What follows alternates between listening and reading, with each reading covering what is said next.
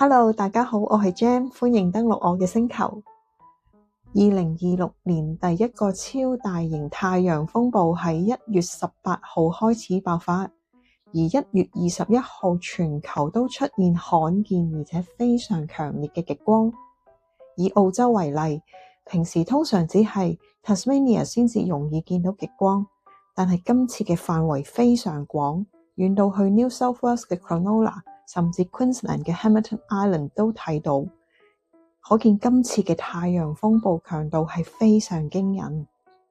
太陽風暴係太陽釋放大量能量，令地球磁場被撼動，而我哋嘅能量場都會跟住震動，所以呢幾日你可能會覺得特別攰、心浮氣躁、情緒起伏，甚至出現頭痛、肌肉痛，或者特別想安靜、想獨處。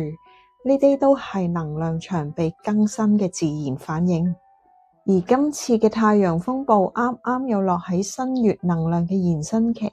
新月象徵重置同新開始，當兩者相遇，能量會被放大，情緒同想法都會更加波動。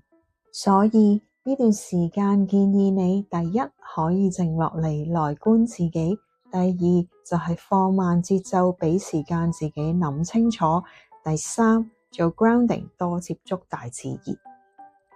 呢幾日唔太適合做重大決定，就趁呢個時機感受下自己真正想開始嘅事，讓新月嘅種子慢慢落地。